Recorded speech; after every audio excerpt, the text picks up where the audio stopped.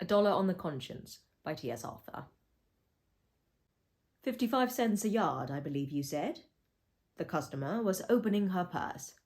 Now, 50 cents a yard was the price of the goods, and so Mr. Levering had informed the lady. She misunderstood him, however. In the community, Mr. Levering had the reputation of being a conscientious, high-minded man. He knew that he was thus estimated and self-complacently appropriated the good opinion as clearly his due. It came instantly to the lip of Mr. Levering to say, yes, 55. The love of gain was strong in his mind, and ever ready to accede to new plans for adding dollar to dollar. But ere the words were uttered, a disturbing perception of something wrong restrained him. I wish 20 yards, said the customer, taking it for granted that 55 cents was the price of the goods. Mr. Levering was still silent, though he commenced promptly to measure off the goods. Not dear at that price, remarked the lady.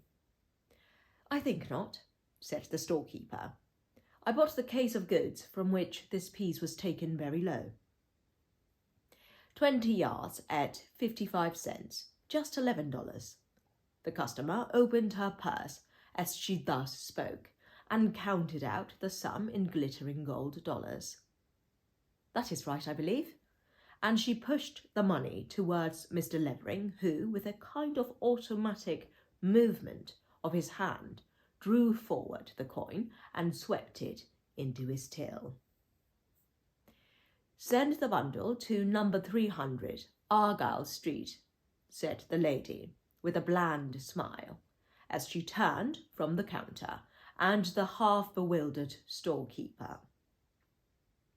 Stay, madam, there is a slight mistake. The words were in Mr. Levering's thoughts, and on the point of gaining utterance, but he had not the courage to speak. He had gained $1 in the transaction beyond his due, and already it was lying heavily on his conscience. Willingly would he have thrown it off, but when about to do so, the quick suggestion came that, in acknowledging to the lady the fact of her having paid 5 cents a yard too much, he might falter in his explanation and thus betray his attempt to do her wrong, and so he kept silence and let her depart beyond recall.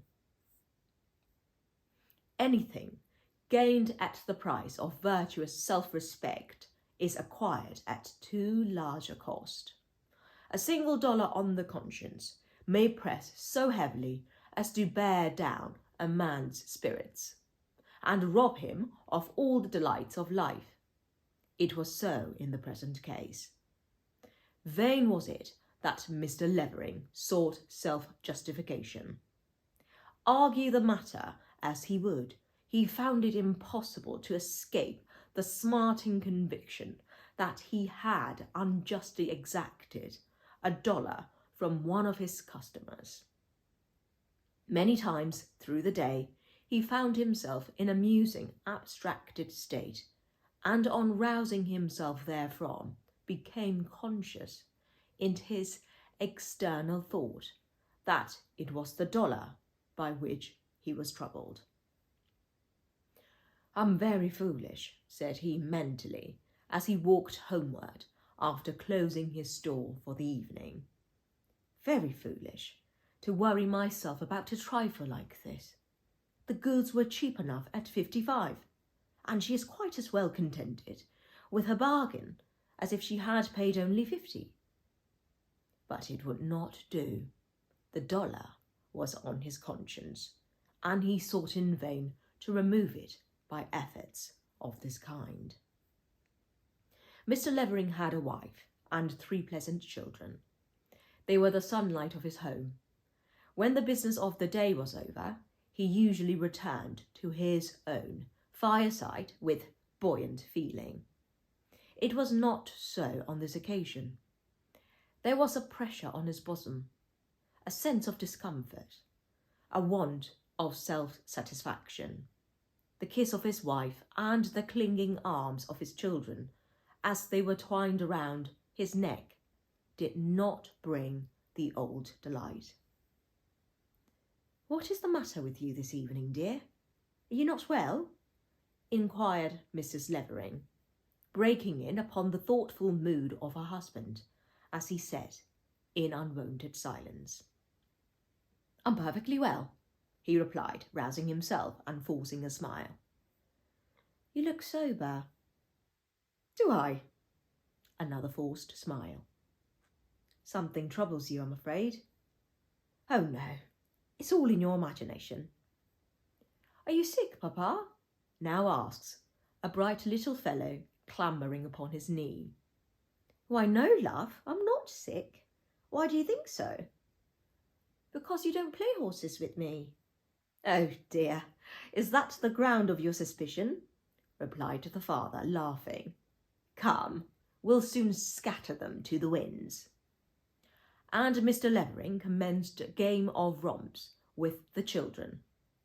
But he tired long before they grew weary, nor did he, from the beginning, enter into this sport with his usual zest. "Does your head ache, Pa?" inquired the child, who had previously suggested sickness, as he saw his father leave the floor and seat himself, with some gravity of manner, on a chair.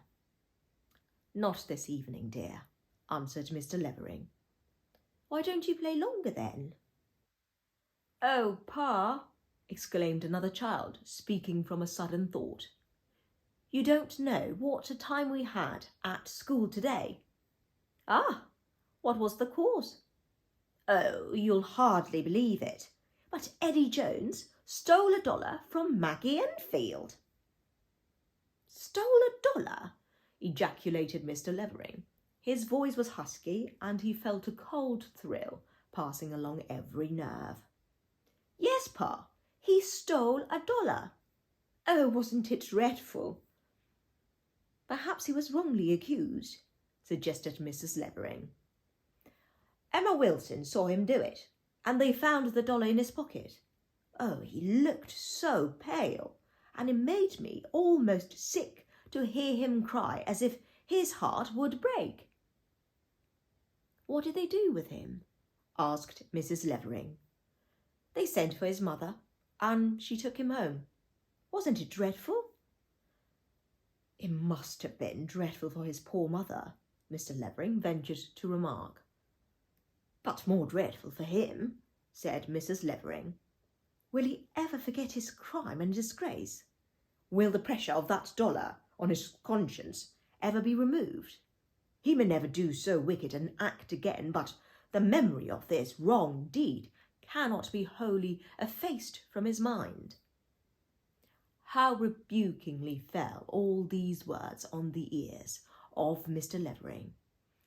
What would he not then have given to have the weight of that $1 removed? Its pressure was so great as almost to suffocate him. It was all in vain that he tried to be cheerful or to take an interest in what was passing immediately around him.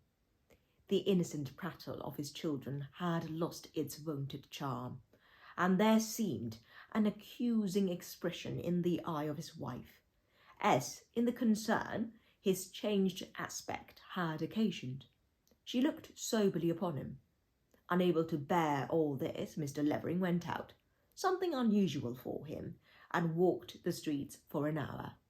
On his return, the children were in bed, and he had regained sufficient self-control to meet his wife with a less disturbed appearance. On the next morning, Mr. Levering felt something better. Sleep had left his mind more tranquil. Still, there was a pressure on his feelings, which thought could trace to that unlucky $1. About an hour after going to his stall, Mr. Levering saw his customer of the day previous enter and move along towards the place where he stood behind his counter. His heart gave a sudden bound, and the colour rose to his face. An accusing conscience was quick to conclude as to the object of her visit, but he soon saw that no suspicion of wrong-dealing was in the lady's mind. With a pleasant half-recognition, she asked to look at certain articles, from which she made purchases, and in paying for them, placed a $10 bill in the hand of the storekeeper. "That weight shall be off my conscience," said Mr. Levering to himself, as he began counting out the change due his customer, and purposely he gave her $1 more than was justly hers in that transaction. The lady glanced her eyes over the money and seemed slightly bewildered. Then, much to the storekeeper's relief, opened her purse and dropped it therein. "All right again," was the mental ejaculation of Mr. Levering as he saw the purse disappear in the lady's pocket, while his breast expanded with a sense of relief. The customer turned from the counter and had nearly gained the door when she paused, drew out her purse, and emptying the contents of one end into her hand, carefully noted the amount. Then, walking back, she said with a thoughtful air, "I think you've made a mistake in the change, Mr. Levering." "I presume not, ma'am. I gave you 4.35, was the quick reply. 4.35, said the lady musingly.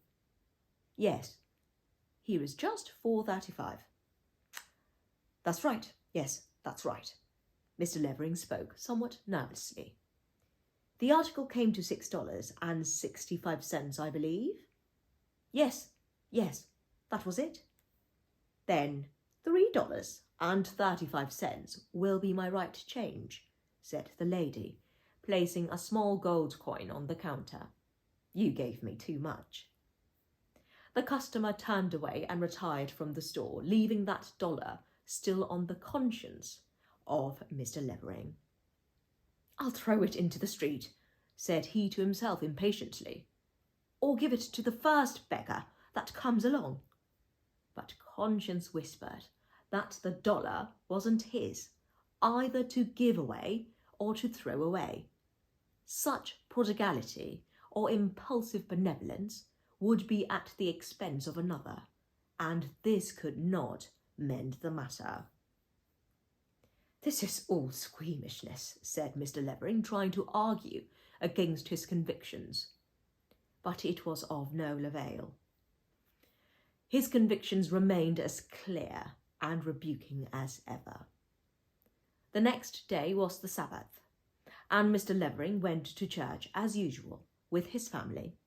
Scarcely had he taken a seat in his pew when, on raising his eyes, they rested on the countenance of the lady from whom he had abstracted the dollar. How quickly his cheek flushed! How troubled became instantly the beatings of his heart! Unhappy Mr. Levering!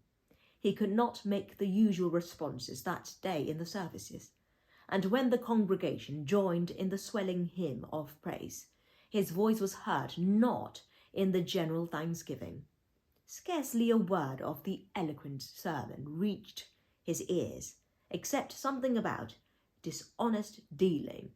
He was too deeply engaged in discussing the question whether or no he should get rid of the troublesome dollar by dropping it into the contribution box at the close of the morning service to listen to the words of the preacher. This question was not settled when the box came round, but as a kind of desperate alternative, he cast the money into the treasury. For a short time, Mr. Levering felt considerable relief of mind, but this disposition of the money proved only a temporary palliative. There was a pressure on his feelings, still a weight on his conscience that gradually became heavier. Poor man, what was he to do?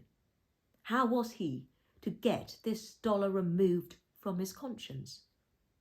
He could not send it back to the lady and tell her the whole truth. Such an exposure of himself would not only be humiliating, but hurtful to his character.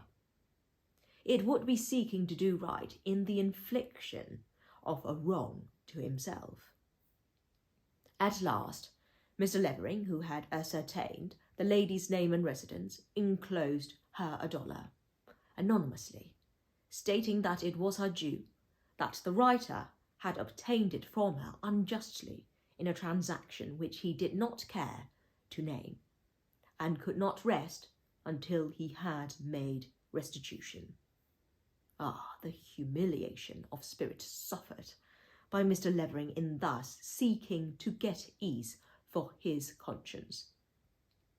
It was one of his bitterest life experiences. The longer the $1 remained in his possession, the heavier became its pressure, until he could endure it no longer.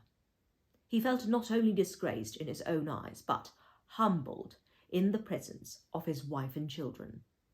Not for worlds would he have suffered them to look into his heart. If a simple act of restitution could have covered all the past, happy would it have been for Mr. Levering. But this was not possible. The deed was entered in the book of his life, and nothing could efface the record. Though obscured by the accumulating dust of time, now and then a hand sweeps unexpectedly over the page and the writing is revealed. Though that $1 has been removed from his conscience and he is now guiltless of wrong, yet there are times when the old pressure is felt with painful distinctness. Earnest seeker after this world's goods, take warning by Mr. Levering, and beware how in a moment of weak yielding you get $1 on your conscience. One of two evils must follow. It will give you pain and trouble, or make callous the spot where it rests.